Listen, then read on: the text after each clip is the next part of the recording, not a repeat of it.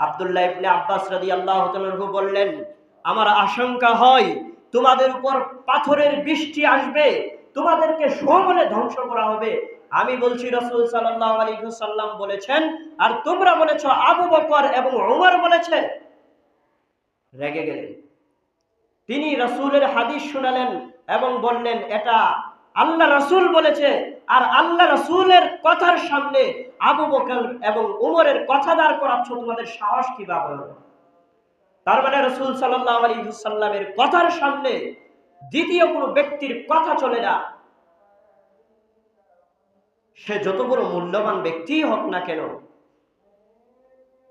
রাসূলের কথার সামনে কোনো মাযহাবের ফতোয়া চলে না। রাসূলের হাদিস পাওয়ার পরে কোনো মাযহাবের গোঁড়ামি চলে না। রাসূলের কথা পাওয়ার পরে কোনো বড় হুজুরের কথা চলে না, কোনো মুফতি মুহাদ্দিসের কথা চলে না। রাসূলের হাদিস যখন আসবে তখন রাসূলের হাদিস মানতে হবে। যেখানে রাসূলের হাদিসের সামনে আবু বকর এবং উমরের কওলকে, বক্তব্যকে শোনার পরে যখন বললে আবু বকর উমর বলেছে, তখন রেগে গেলেন। কারণ সে রাসূলের হাদিস শোনাচ্ছে আর সে বলছে আবু বকর উমর বলেছেন।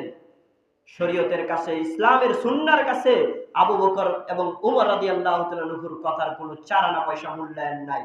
অতএব আপনার মুফতি সাহেবের কথা কিভাবে চলে?